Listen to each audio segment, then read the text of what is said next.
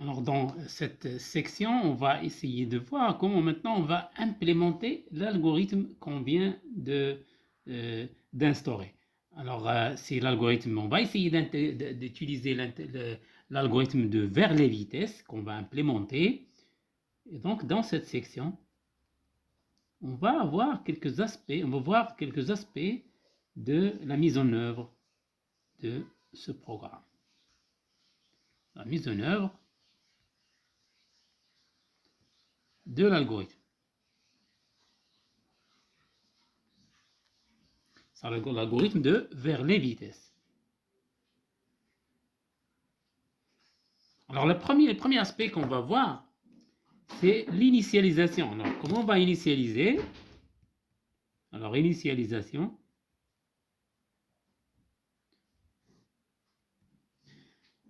Alors, la simulation doit commencer par une initialisation.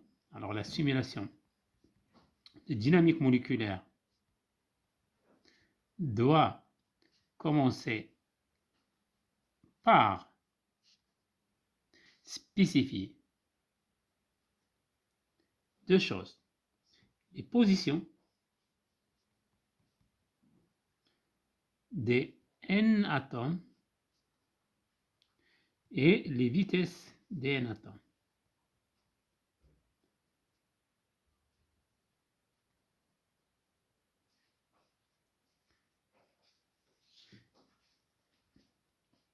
Bien, alors on va voir d'abord comment spécifier les positions. Bon, c'est question de position. Alors pour les positions, normalement, n'importe quelle configuration peut faire l'affaire, parce qu'après, le système va rentrer dans l'équilibre donc rapidement. Mais il faut tout simplement essayer de prendre en considération certaines choses qui sont très importantes. Par exemple, si je veux spécifier les positions et je sais que mon système est un liquide, c'est pas comme si je sais que c'est un solide, par exemple, parce que dans un solide, les atomes ils occupent des positions bien particulières. Alors, donc, pour les positions des particules peuvent être aléatoires. Les positions des atomes peuvent être aléatoires.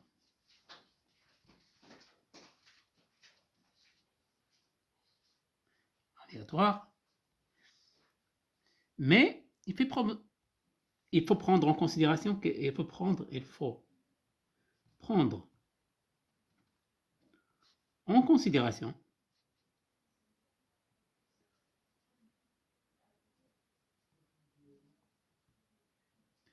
quelques remarques.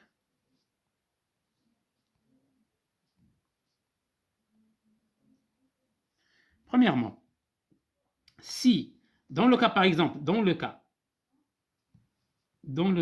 d'un liquide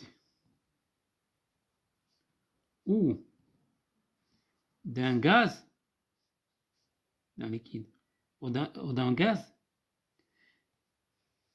les atomes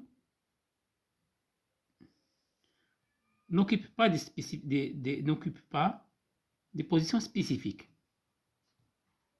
Donc, elles peuvent être complètement aléatoires sans aucun problème.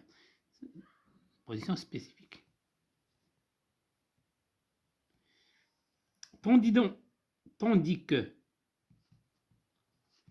pour un solide, surtout un solide cristallin, donc c'est la structure est cristalline.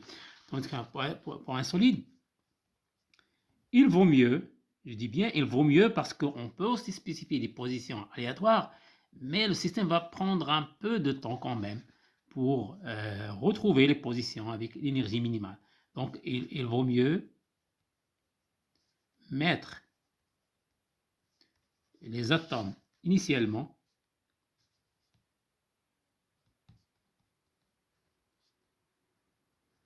dans des positions compatibles avec la structure cristalline stable.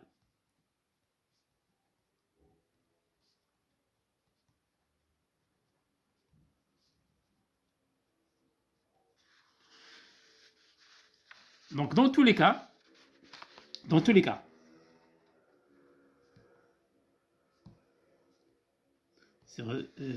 il faut faire en sorte que, par exemple, dans le cas, là, surtout dans le cas de l'aléatoire, lorsqu'on pose des atomes donc, alors, dans leur position, on choisit une position aléatoire, puis on choisit une autre qui est aléatoire, une autre aléatoire, mais il se peut qu'une position déjà choisie peut être choisie encore une nouvelle fois, c'est-à-dire poser un atome sur un autre.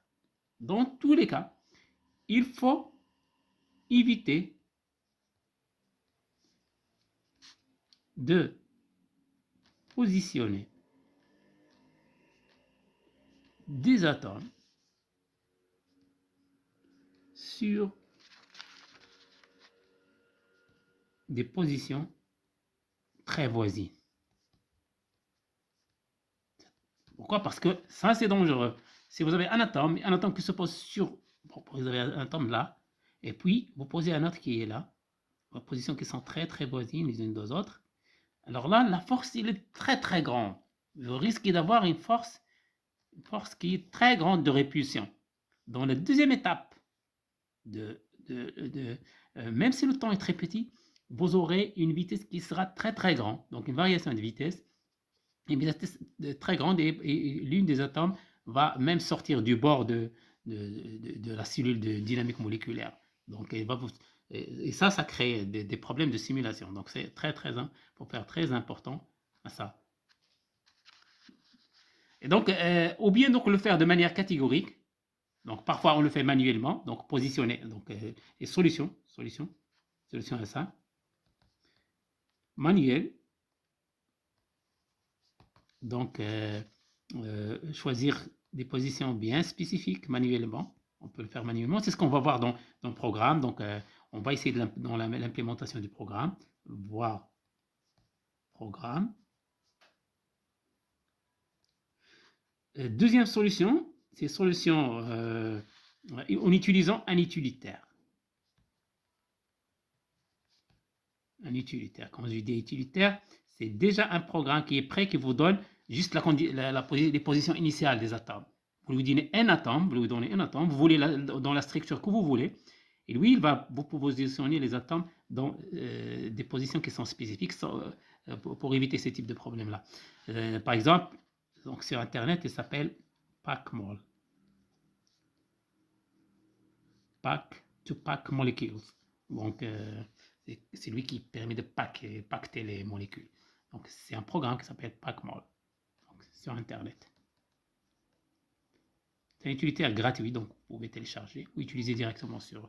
Je pense que c'est téléchargeable. Bon, voilà, donc ça c'est le problème du positionnement. Maintenant, on va passer aux vitesses. Alors, pour les vitesses, donc initialisation des vitesses. Alors, la vitesse, c'est pas comme les positions, parce que les positions, vous pouvez les mettre aléatoirement, mais les vitesses, vous pouvez aussi les mettre aléatoirement, mais il y a quelque chose, il y a une contrainte macroscopique sur les vitesses. Une contrainte macroscopique sur les vitesses. Macroscopique. Existe sur les vitesses. En fait, il y a deux contraintes. Mais la principale, c'est celle-là. Sur les vitesses, c'est quoi? C'est qu'ils doivent être compatibles avec la température que vous avez imposée. Vous ne pouvez pas imposer une température faible et initialiser avec des vitesses quelconques qui sont très grandes. Donc, ça ne va pas être compatible. Donc, la contrainte macro, c'est la température. C'est la température. On va voir donc.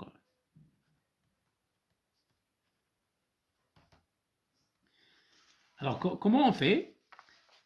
Alors, on sait que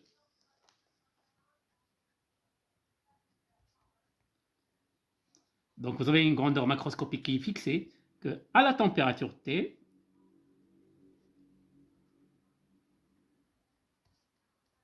les vitesses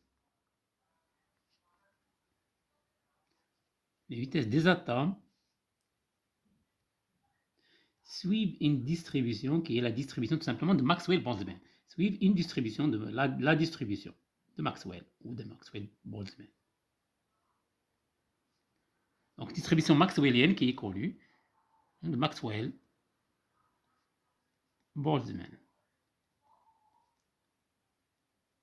qui est tout simplement la probabilité, donc, disons, la probabilité pour trouver la vitesse entre v et v plus dv, donc disons f, donc ça c'est la probabilité, mais c'est surtout la densité de probabilité pour trouver la particule entre v plus dv. Alors la probabilité c'est f de v dv, ça c'est la probabilité, ça c'est la densité de probabilité. Et le proportionnel à exponentielle moins bêta e, bêta c'est 1 sur kbt, et l'énergie c'est tout simplement l'énergie cinétique dans ce cas, c'est mv carré sur, voilà. Mais ça, c'est pas pour le module, c'est pour une composante. C'est pas pour le module de V global. C'est pour une composante alpha. On va poser alpha x y égale x y z, donc ça sera V alpha. Ça sera V alpha ici, V alpha. C'est vrai pour toutes les composantes. Chaque composante suit une distribution de Boltzmann. Et je peux dire qu'elles sont indépendantes. Chacune suit la même distribution, de façon indépendante. Mais il doit y avoir une constante de proportionnalité. Alors la constante de proportionnalité qu'il faut mettre là, c'est celle qui va tout simplement normaliser la probabilité à 1. Si j'intègre ça, je dois trouver 1.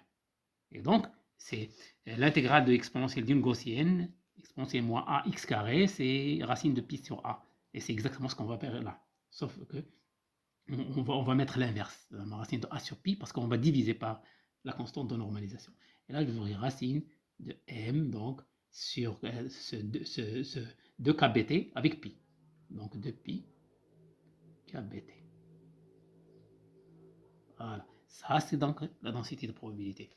Autrement dit, à la température T, vous avez une probabilité qui est donnée par cette équation-là pour trouver une particule avec exactement cette valeur de la composante de vitesse. Et donc, ce n'est pas vraiment aléatoire.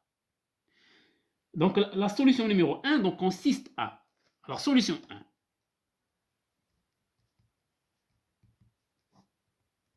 C'est d'essayer de tirer des vitesses à partir de cette distribution. Des vitesses aléatoires, mais à partir, pas complètement aléatoires, c'est-à-dire des vitesses aléatoires, oui, à partir de cette distribution.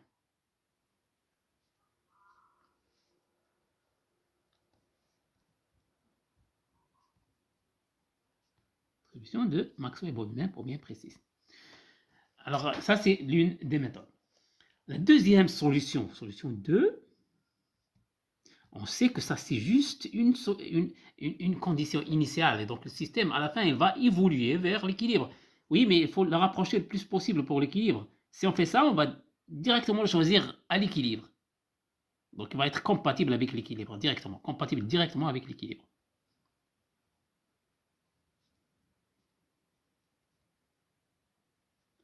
Avec l'équilibre. Mais le fait de choisir cette distribution, des nombres aléatoires à partir de cette distribution, il faut trouver un utilitaire, un programme qui fait ça. Oui, donc ou bien le programmer tout seul, ou bien trouver un programme qui tire des vitesses qui sont plutôt autour de la moyenne. Donc parce que, bon, je vais prendre ça. Donc distribution de Maxwell-Boltzmann, et mettre la distribution sous cette forme-là. Voilà, il faut faire un schéma pour bien préciser cette distribution. Donc, c'est une distribution qui est centrée autour de 0, c'est une gaussienne. Voilà. Et donc, le programme qui va vous tirer des nombres aléatoires, il va tirer plus des vitesses qui sont proches de 0.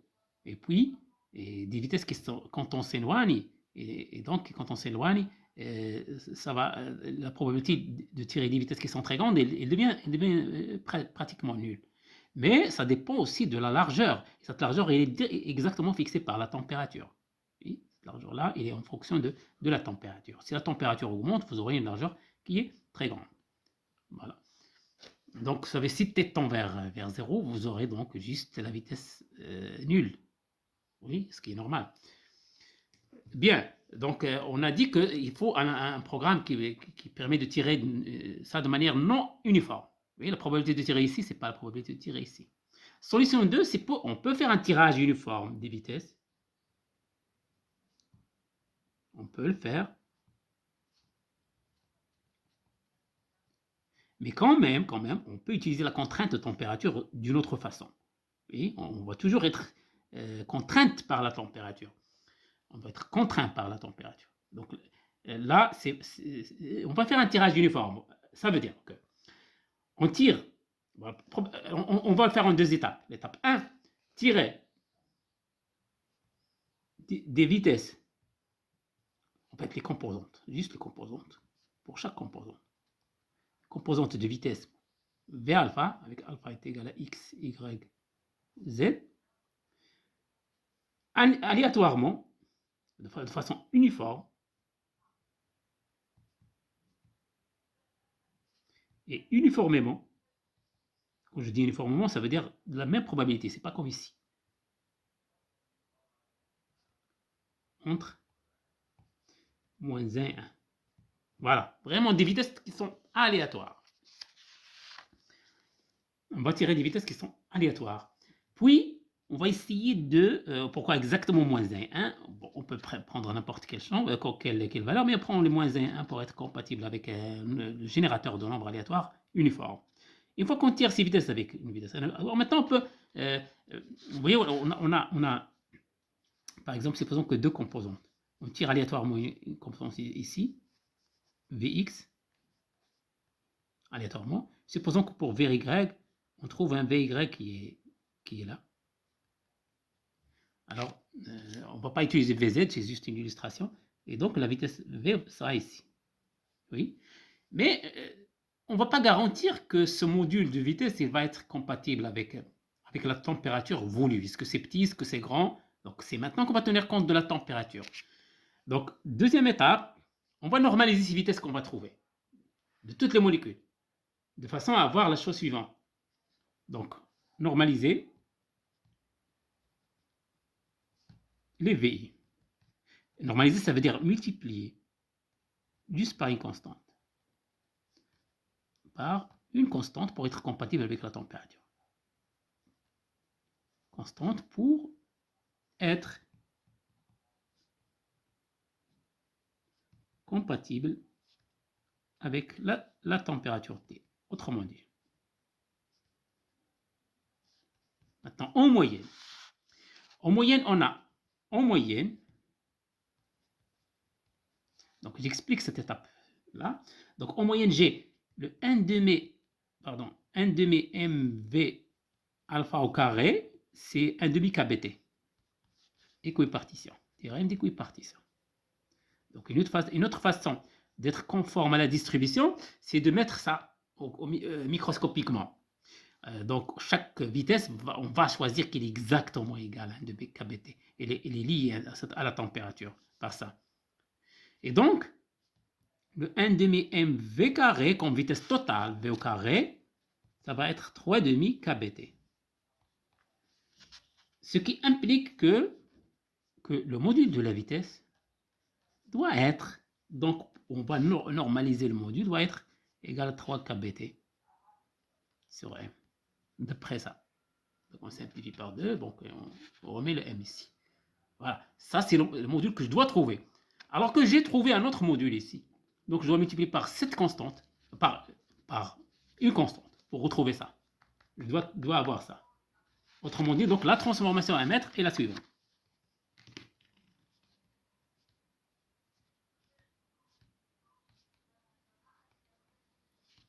Et la suivante. Voilà, transformation à mettre. Vous avez un VI, vous le transformez en quoi? En VI, parce que je ne sais pas ce module de V là. Pour un autre atome, j'aurai un autre module. Vous voyez, pour chaque atome, j'aurai un module de V quelconque. Donc, je vais me débarrasser de ce module, c'est-à-dire je vais diviser par le module qui existe déjà pour avoir 1, vous voyez, et puis remplacer par ça. Voilà, ça c'est la transformation qu'il faut mettre. Je me débarrasse des modules de cette vitesse déjà qui était avant pour le ramener à 1, puis je multiplie par ça pour le ramener à un module qui est compatible avec la vitesse. Voilà donc la transformation qu'il faut faire. Voilà. On a dit, donc, je rappelle qu'on a dit qu'on a une contrainte macroscopique ici. Il y a une autre contrainte, deuxième contrainte, remarque. Deuxième contrainte, deuxième remarque. Donc remarque.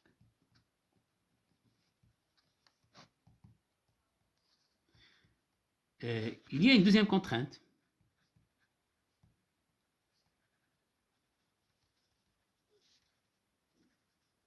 Sur les vitesses. C'est quoi? C'est que la somme des vitesses, de toutes les vitesses, doit être égale à 0. Vous voyez? La moyenne. Ou la moyenne de toutes les vitesses, si vous voulez. C'est la même chose. Et ça, ce n'est autre que la vitesse du centre de gravité, G. Autrement dit, le centre de gravité du système ne se déplace pas. Si elle se déplace, alors tous les molécules, bon, elles vont sortir du récipient. Et donc, ça, c'est la condition de conservation des moments de l'impulsion totale. Donc, la vitesse du centre de gravité de tous les molécules ne doit pas se déplacer, oui, globalement.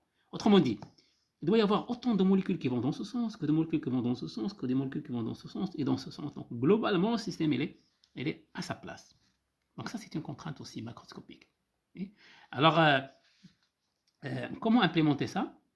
En fait, il est déjà implémenté si les vitesses sont choisies de manière aléatoire. Ça, c'est déjà garanti.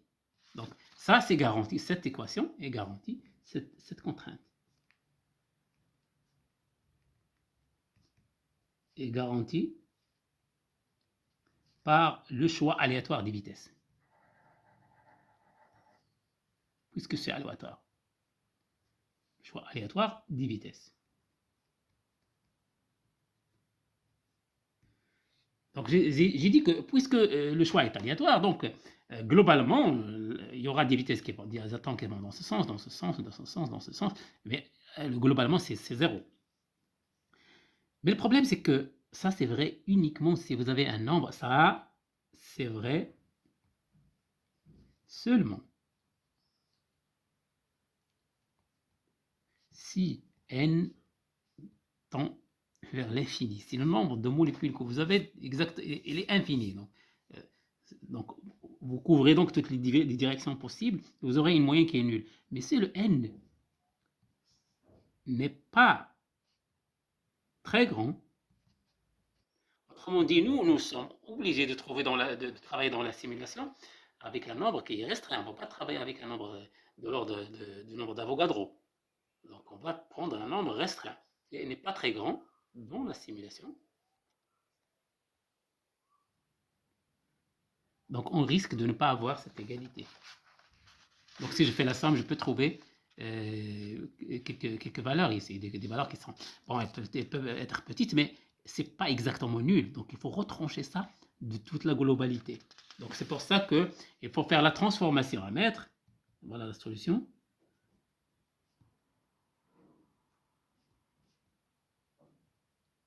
C'est que chaque VI, de chaque VI, vous mettez VI moins V du centre de gravité. Voilà. Donc, et pour chaque composante alpha, ça va être V alpha moins VG alpha. Pour chaque composante. Donc, c'est ça. Donc, on va retrancher l'excédent. On retranche l'excédent. Donc, on retranche l'excédent